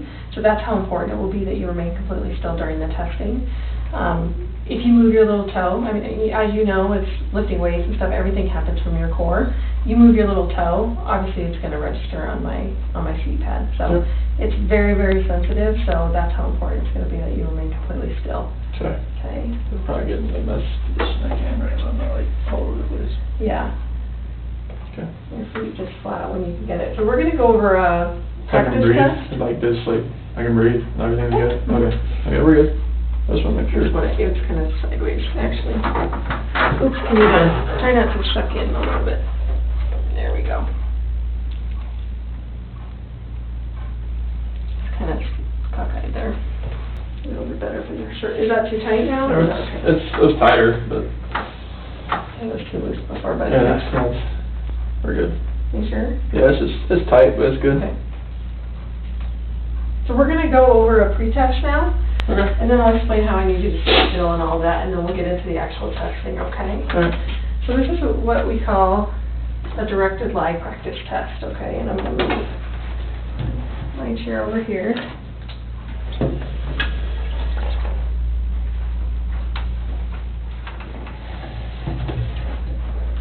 So obviously a directed lie practice test kind of gives you an indication that I probably want you to lie on the practice test, right? I don't want you to lie yet. I will tell you at that point that I want you to lie, okay? Okay. How many numbers do you see on this piece of paper? 4. Which one's missing? 3. I want you to write the number 3 on the line where it's missing, okay? Okay. And you can use your right or your left hand. Are you right-handed or Yeah. left-handed? Right-handed. Okay. I'll just. That's pretty good. Maybe Okay. a lifetime. So this is the directed live practice test. So what that means is I'm going to ask you if you wrote every single number on this piece of paper. Okay? Okay. I want you to be truthful to all the numbers, but I want you to lie when I ask you if you wrote the number 3. Because Okay. you really did write the number 3, but I want you to say no, that you did not. I want you to lie to me, okay? Okay. So let's practice that. Regarding that number you wrote on the piece of paper, did you write the number 1? No. Did you write the number 2? No. Good. Did you write the number 3? Yes. No, I didn't. No. You're lying to that one. Okay, I didn't write. That's okay. All right, did you write the number 4? No. Did you write the number 5? No. Okay, so let's do that. Try that one more time, okay? Regarding the number on the piece of paper, did you write the number 1? No. Did you write the number 2? No. Did you write the number 3? No. Good. Did you write the number 4? No. Did you write the number 5? No. Good. So in essence, you're saying no to every single number that I asked you about if you wrote, but obviously you're lying when you say you didn't write the number Okay. 3 because we just both watched you write the number 3, okay? Okay. Does that make sense to you? Yep. Okay, so during the testing, I'm going to leave this right here. You need to look in the area of this clipboard. You can't look side to side, up, down, wherever Chris wants to look. You don't have to fixate on the number 3, but you're going to be looking basically in this general area right here, okay? Okay. You do. There is no air in your cuff right now. I will over-inflate your cuff when we start. It will feel like your leg's going to fall off for just a brief second. Okay. And then I let almost all the air out, and then I pump it up about halfway. And that just gets all the air bubbles out for me and gives me a nice clean reading on the chart, okay? Do you have any questions? That's it. Okay, so make sure that, also that I ask the question in its entirety before you answer. Okay. Especially with the numbers, people already know what number's coming next, so sometimes I'll say, did you write the number? No. And they cut me off. There has to be a delineation between the time I end the question and the time you answer, so just make sure that you're not doing that for me, okay? Okay. So give me 1 second, I have to make a file name here.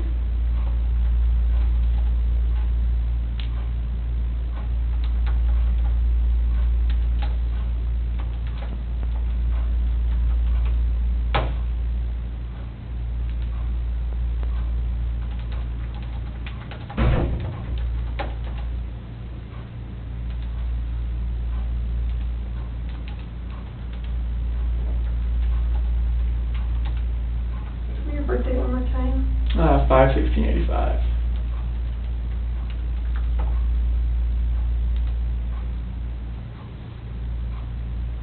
So I will tell you when the test is going to begin, and then I will tell you when the test is going to end.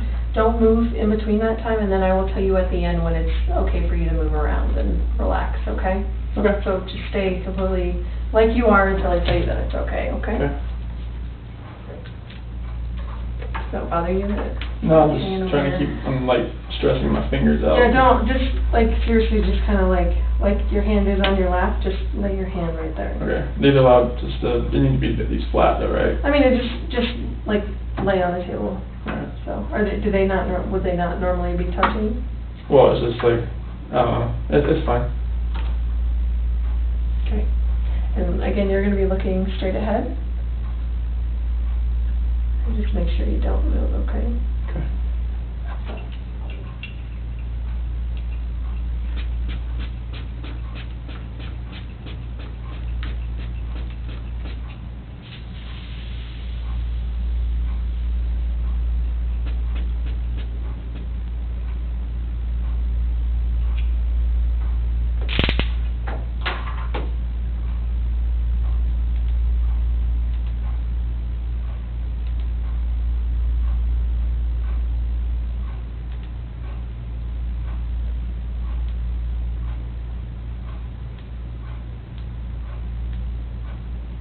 The test is about to begin. Please remain still.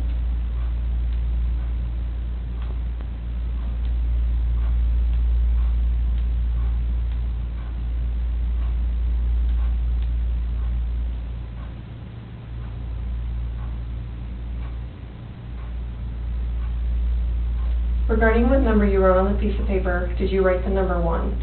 No.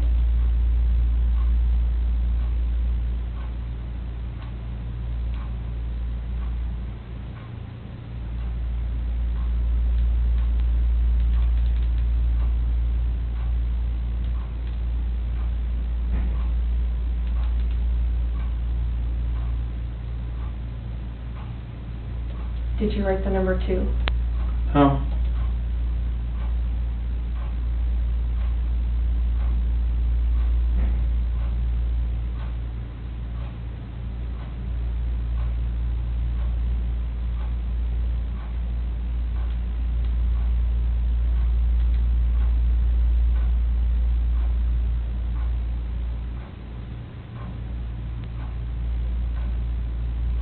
Did you write the number 3? No.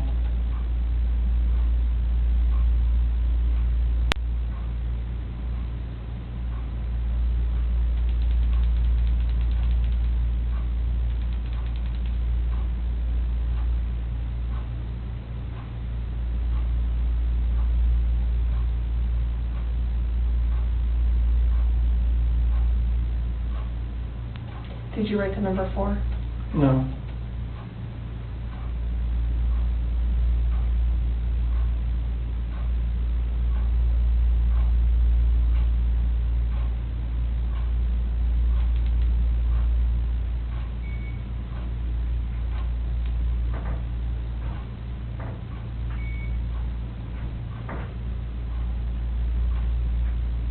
Did you write the number 5? No.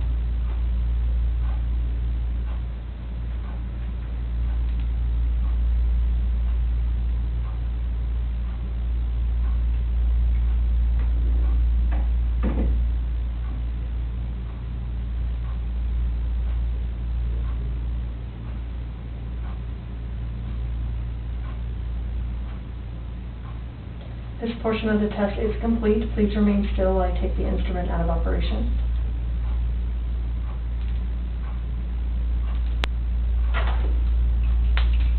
Okay, you can relax. How'd you feel? You did great. That was, You remembered to lie and everything. That was awesome. that was, So, Yeah. you obviously are a really bad liar. Have people told you that before? Like, the second you tell a lie, like, they can tell, like, on your face that, because the second you lied to the number 3, like, I don't know if you heard me clicking, but I had to, like, turn down the sensitivity because you were starting to go off the page. So, that is what I need to see as a polygrapher, because that tells me that you know it's wrong to tell a lie. And you're actually having a significant reaction when you lie, so that is awesome. So thank you for being a horrible Okay, liar. No, that's a good thing. That's a good thing. We don't want to be good liars, so thank you for being a horrible liar. And that just shows me that, you know, obviously on the test when we're asking, you know, significant stuff about your wife, if you're lying to that, it's going to be even 10 times more amplified. So I appreciate that. I appreciate that very much, more than you know. So that was awesome. Tammy runs a simple practice test using a written number. When Chris lies, his readings go off the charts. She tells him this directly and frames it as a good thing. What she's really doing is letting him know that she will see everything. Let me get the questions to the test up. If you want to take a drink of your water, just to kind of... You're fine. You're good? Yep. Okay. So, do you have any other questions about the questions of the test? Okay. So, we're going to ask these sets of questions. We have to ask them at least 3 times, so we call them charts. So we have to do at least 3 charts. We can do up to 5 charts depending on, you know, if you're not giving me good data for some reason, or you're moving or something like that, we could do up to 5 charts, okay? So hopefully we'll get them done in 3. That's what my hope is. And I imagine we will get them done in 3, so, okay. And the coolest thing about this is right now, there's only one person in this room that knows what the truth is. And in about 5 minutes, there's going to be 2 of us. So that's the coolest part, okay? And then I can go share that with them out there, okay? Okay. So do you don't have any other questions or anything? No. Perfect.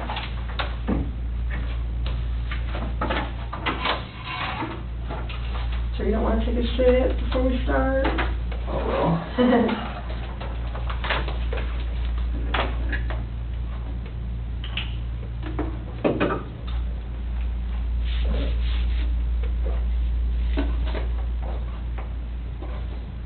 My heart rate off the scales. That's all right. I told you you're creating your own baseline, so you're good. Okay. No problem. Okay, so you let me know when you're ready to begin. During this part of the test, I want you to focus on the back of the chair, okay? not looking up, down, Okay. side to side, anything like that. And once you Was do I that, looking, was I doing that? nope, you did Okay. great. But obviously the clipboard is gone now, so your area of focus is gonna be like in this area, okay? Okay. Don't like focus on something so intense that you, end up, you know, kinda going cross-eyed. Like, Oh. just make sure you don't do that, okay? Just kinda Okay. look around, like, right in that area, okay? Do you remember those questions that you have to lie to? And before 2018? Right. And you remember you're gonna tell a lie to those questions? Yes. You're gonna say no? I'm gonna You're say tell no a to lie? anything that says before 2018, as regards to before 2018. Right. And you're gonna think about the Okay, lie that you're yeah. telling, right? Yeah, after you ask the full question, yes. Yep, perfect. All right, you ready? Let's do it. Okay, stay still.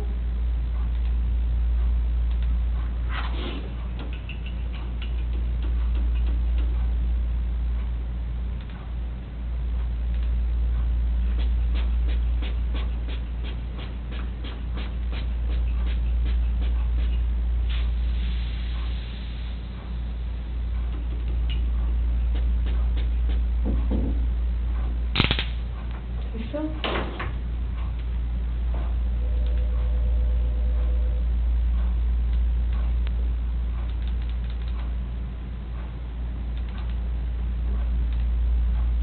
The test is about to begin. Please remain still.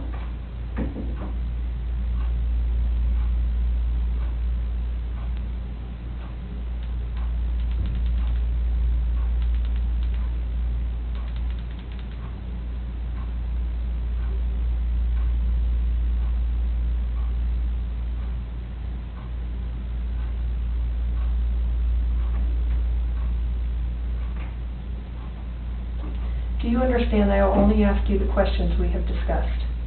Yes. Your hand still?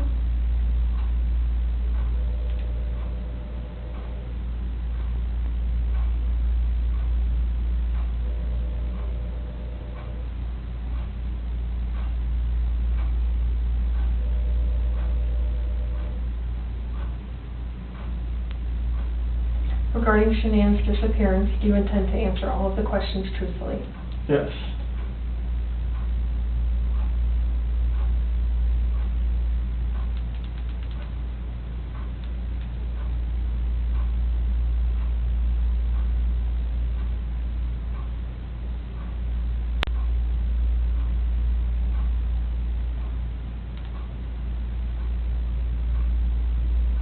Is your first name Christopher? Yes.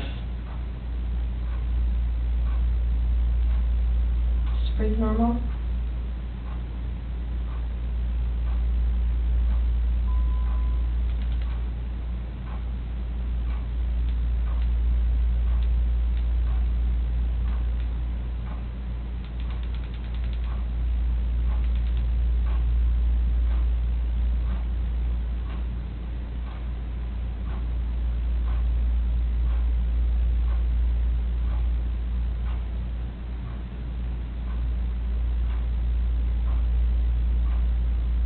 Before 2018, did you ever lose your temper with someone you cared about?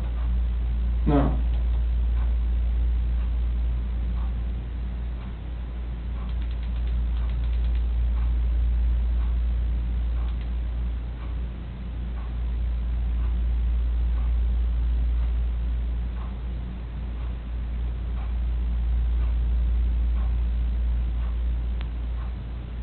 Did you physically cause Shanann's disappearance? No.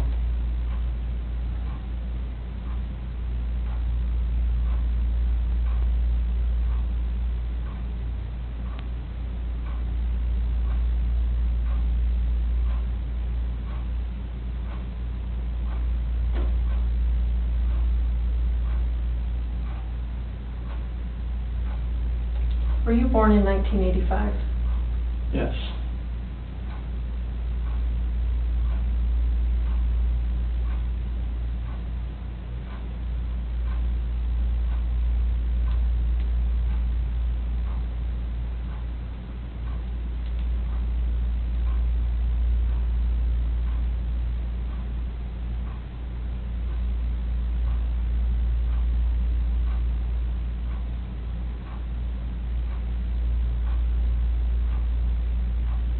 Before 2018, did you ever say anything out of anger to a loved one?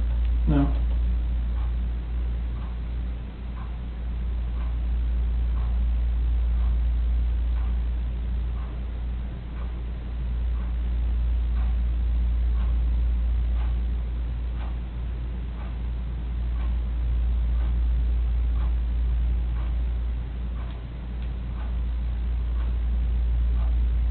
Are you lying about the last time you saw Shanann? No.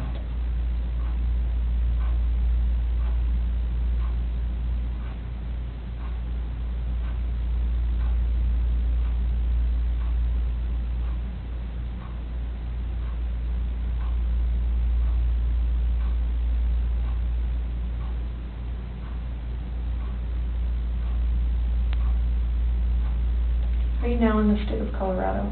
Yes.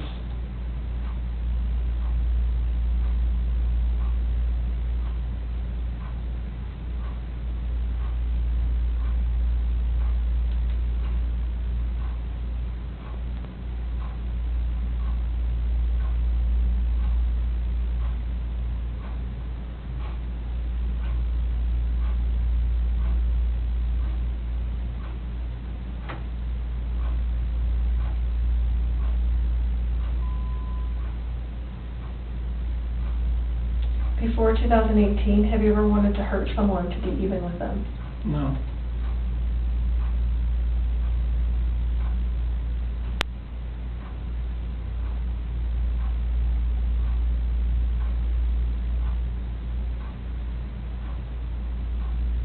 Just breathe normal.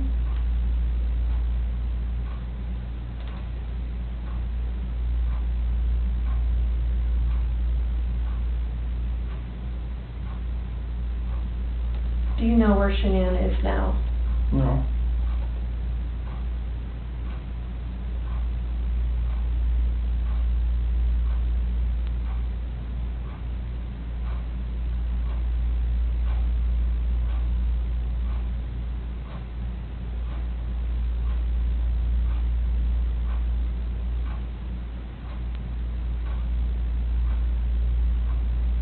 This portion of the test is complete. Please remain still while I take the instrument out of operation.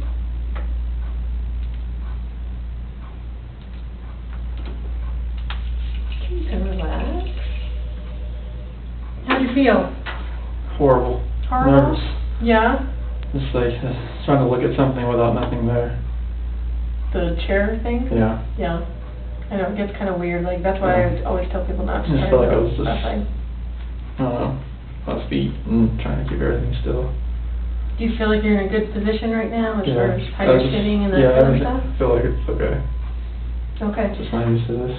Do you have any issues with the questions as far as you physically causing Shanann's disappearance? Is there anything that you are like, I don't like how that question's, worded, maybe, No. or does it cause you, or you know exactly what I'm talking about? I know, and what I mean? I'm there. Okay, and as far as, the last time you saw her, talking about in the bed, Yeah. when you saw her makeup coming down her face, and then if you know where she is now, Yeah. having direct knowledge of where Mhm. she would be at this moment. Okay? Okay. So, do you want to take some drink of water, or are you ready to start the second chart? I'll take some water. Okay.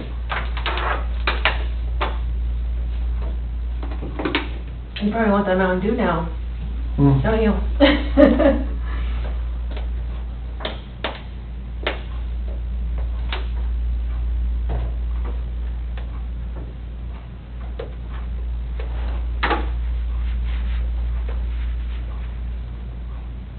I made everything, stable. Yeah. You feel good like that? Yep, I'm pretty good. It's gonna move that, but... Ready? Yep. I'm gonna move this up just a tad. There we go.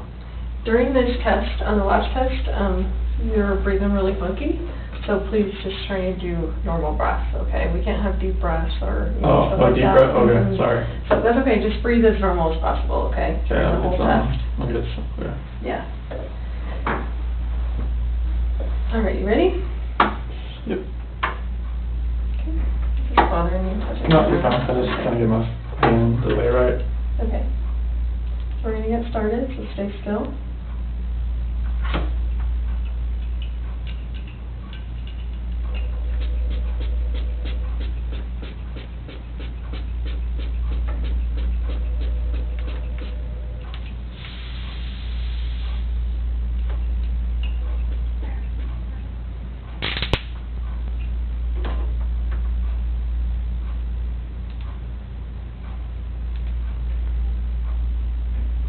The test is about to begin. Please remain still.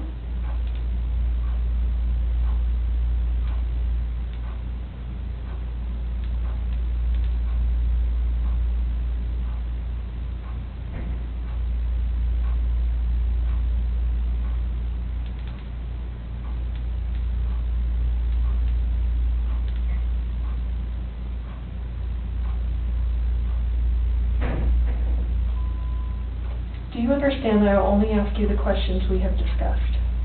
Yes.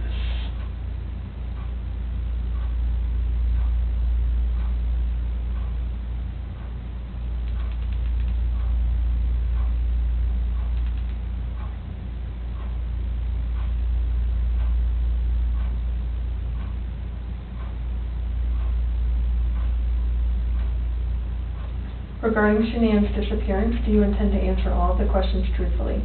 Yes.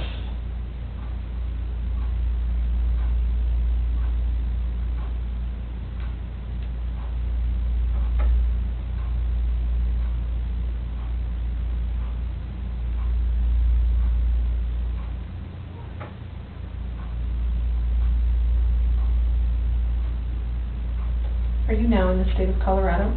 Yes.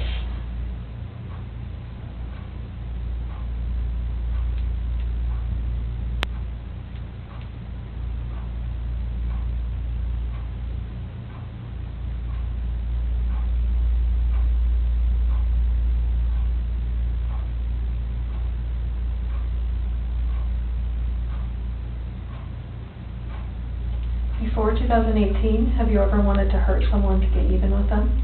No.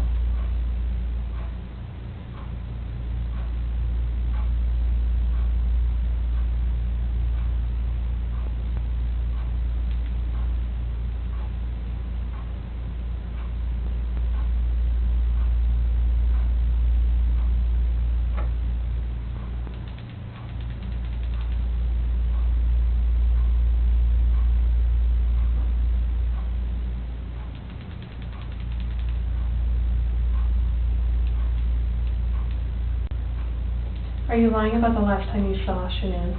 No.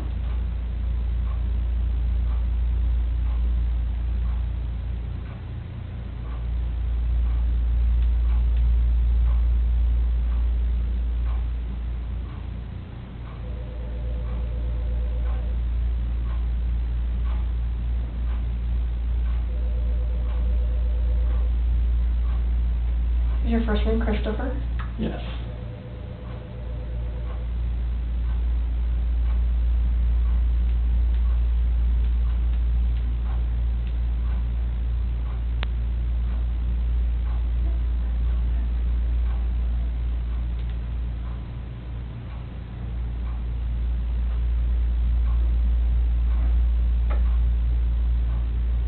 Before 2018, did you ever lose your temper with someone you cared about? No.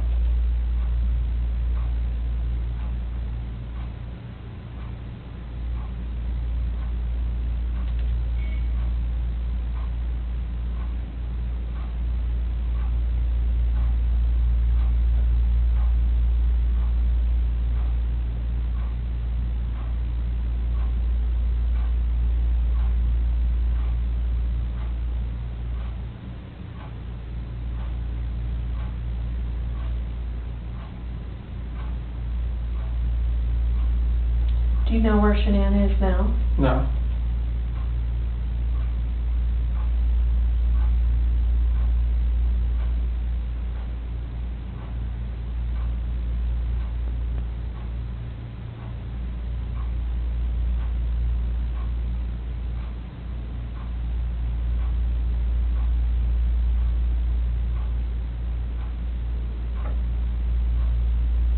Were you born in 1985?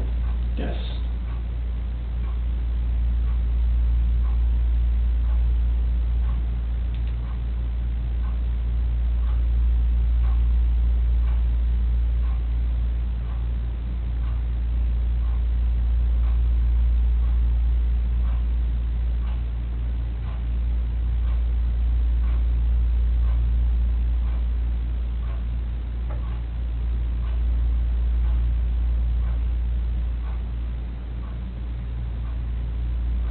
Before 2018, did you ever say anything out of anger to a loved one? No.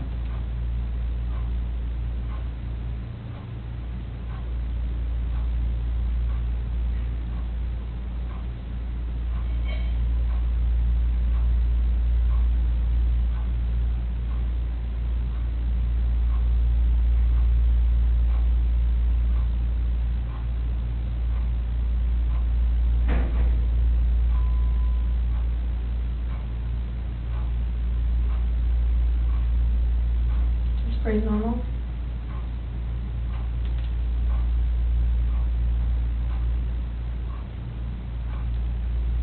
Did you physically cause Shanann's disappearance? No.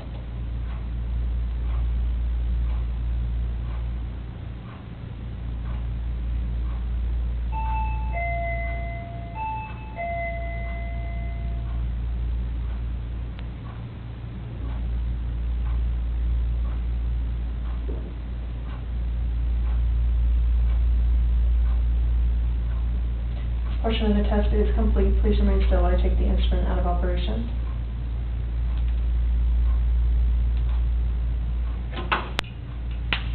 You can relax.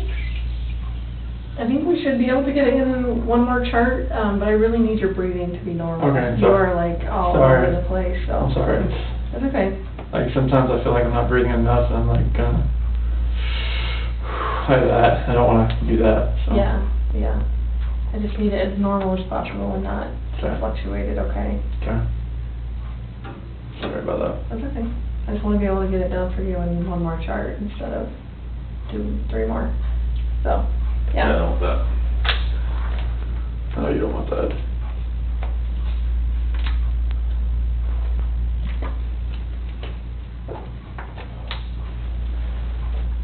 You tell me when you...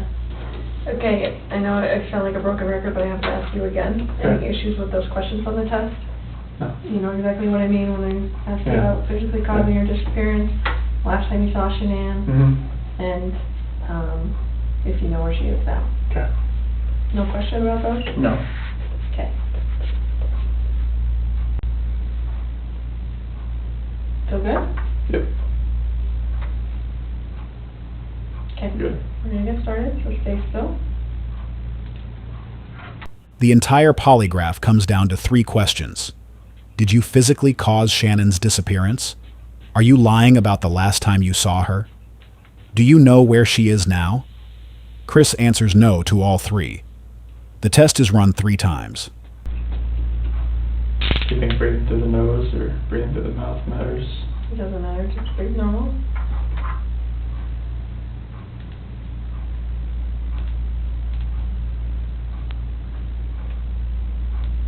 Stay still.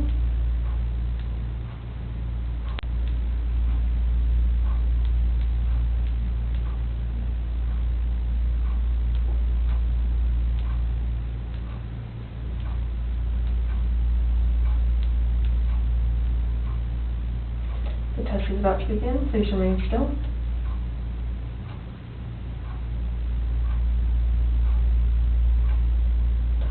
Do you understand I will only ask you the questions we have discussed? Yes.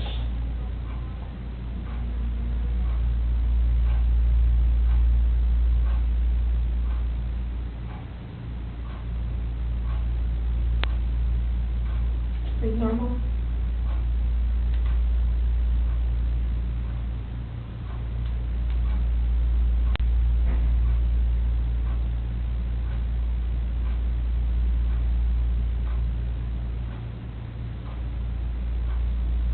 Regarding Shanann's disappearance, do you intend to answer all of the questions truthfully?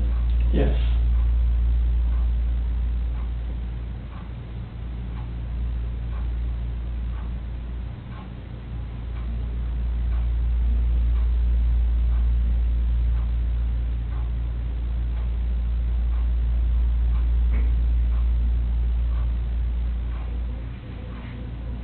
Were you born in 1985? Yes.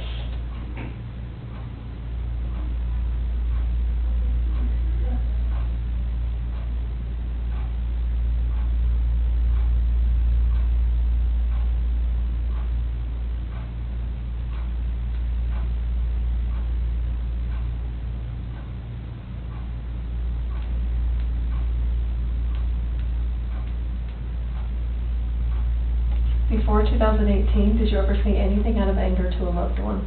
Yes. No.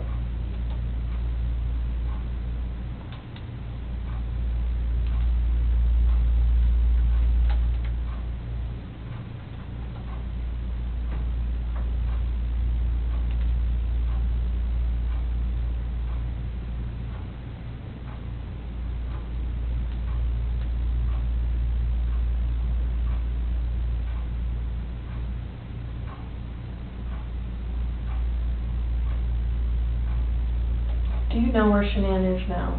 No.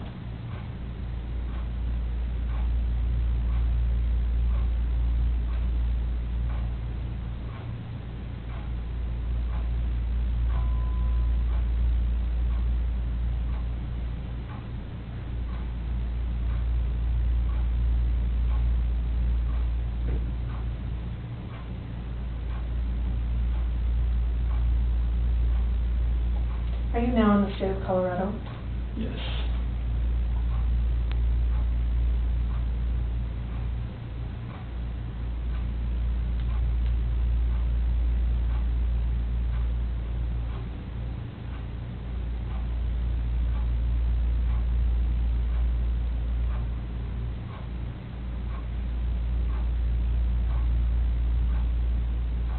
Before 2018, have you ever wanted to hurt someone to get even with them? No.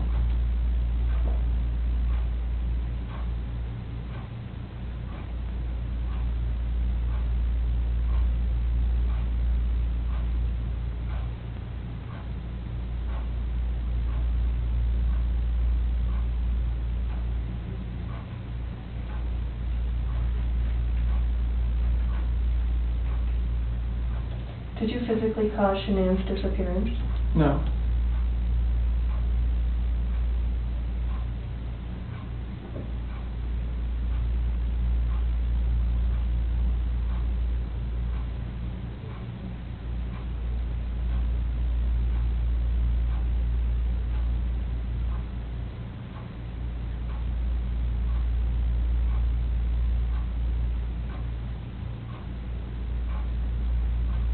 Is your first name Christopher? Yes.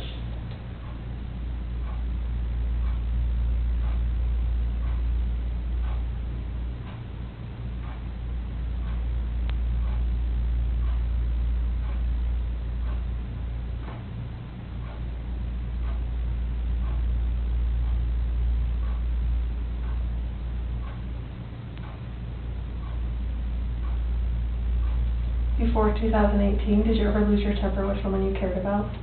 No.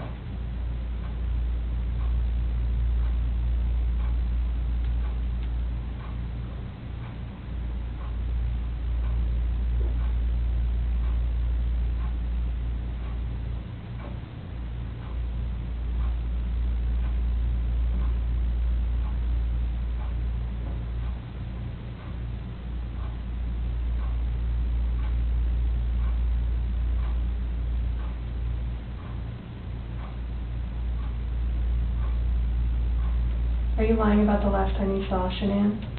No.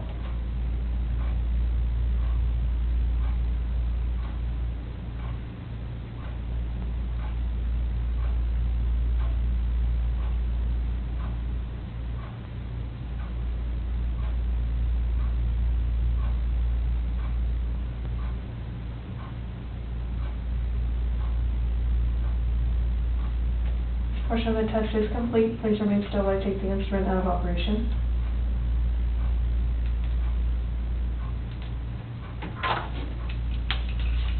Alright, how'd you feel? Same as all of it? I think it was the same through everything. Good for ya. It's kind of hard to relax. I honestly. know, I get it. Kind of stick that leg straight up for me. I just feel like my feet like sweating through my. Right. You got flip-flops on. I don't know. I'm a hot person. Can you put your arms up like you had them before for me? Perfect.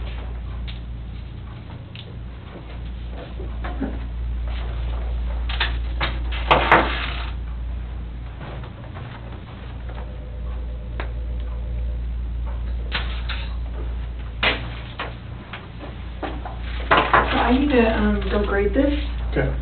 So I will, do you need to use the restroom or anything again? I'm good right now. Okay.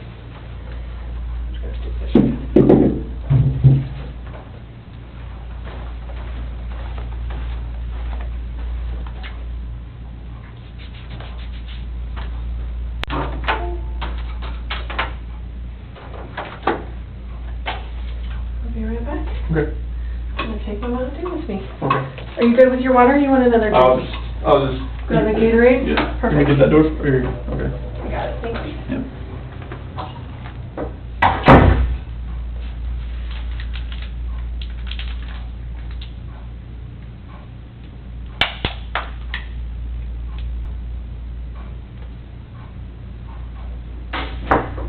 Remember what I told you about technology? My computer just died, so. Oh. I'm gonna grab my power cord real quick. Okay. Do you want any crackers or anything? No, I'm fine, Are thank you sure? Okay.